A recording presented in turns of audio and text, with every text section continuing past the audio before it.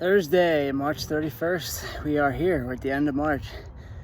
We're running today, and look, for me, it's a beautiful day. So this is Wednesday that I'm doing this workout. The thing is, we want to run on Thursdays, and we've been pretty clear about that. When we really get into 5K training, if you remember this from last year, at certain points we have to do some distance interval training with like 1-to-1, 2-to-1 rest, things like that. Run 800 meters, come back, rest the amount of time that it took you to run 800 meters. The bottom line is two things. Stuff's boring. Doesn't mean we shouldn't do it. But number two, most especially, the real reason why we haven't done that yet is the weather.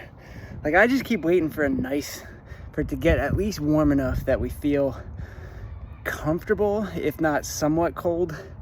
But we've had like snow squalls recently, and every time I look at the forecast for a Thursday, it looks like it's going to be, highs of mid 40s. And I guess we just got to rip off the Band-Aid eventually. But until then, what we've been trying to do is just some running activity that not only gets you more acclimated to running, because we've been inside all winter, but also still makes it feel like just CrossFit. And today is no different than that, right? We have weightlifting, but it's in a form, kettlebell swings, that we normally use in place of running or something monostructural, because it's something that you will move at a light load. Because even if you pick the heaviest kettlebell today, that's still lighter than what you're mostly lifting with the ollie lifts. So that you can move them fast and with a lot of reps, so big sets. So that's what we're looking for today. It's basically, you're gonna run over a mile, and each time you run, you're gonna be under some fatigue because you just did something that also took your breath away in the kettlebell swings. And what we, kind of hope stimulus-wise is that when you then do have to go and run and only run, that part of your brain goes, well, at least I don't have to do that weightlifting. At least I'm free of that burden, and maybe the running will feel a little bit easier. I always like to use the phrase swing a heavy bat, right? Put the donut on the bat, swing it a few times, so that way when you take them off and you go up to the plate, the bat feels easier. And that, for us, that at bat is the 5K in June. How did we do this? So now, it's really a mindset thing today. I looked at it as, I'm going to use a 70-pound kettlebell, because even if I had to break that up into sets, well, that's just some time I spend not running, right?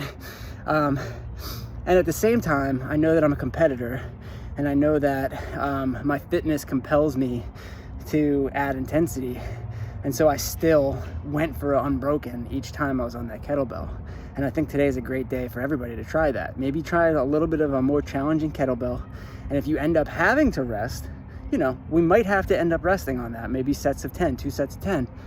And that's okay. You challenged yourself and you spent a little less time running. In other words, a little bit more time sort of preparing or resting for that run. So that when you get to the run, you are adding back that intensity and really kind of going fast. Or you can look at it as like, I'm going to challenge myself on the kettlebell because I know my run's going to be kind of slow, right? Today is not a day that I want anyone to modify the distance. I think 400 is fair to ask of everyone, no matter how long it's going to take you. And if that means that part of that you have to walk, I get it. Get back inside, do your kettlebell swings, and if you're one of those people, then maybe you don't go extra heavy on the swing. You go at your normal kettlebell swing weight, load, and just try to go unbroken. Like, push yourself on the kettlebell swing, knowing it's the run that's kind of going to slow you down.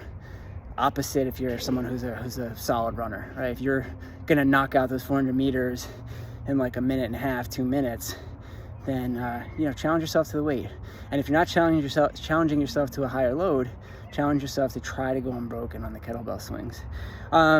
Goes without saying, but also, it's kind of been a theme of late, including yesterday with the rowing and the push-ups, that I want kettlebell swings to look beautiful.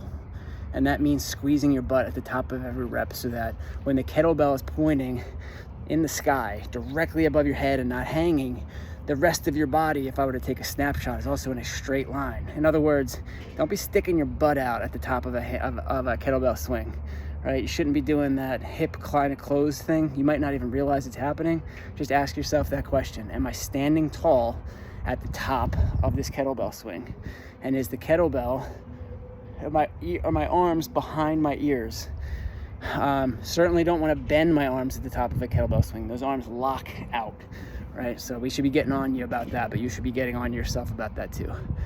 All right, it took me exactly 16 minutes. Right before it was like 15:50 something. So, all right, guys, have a good one.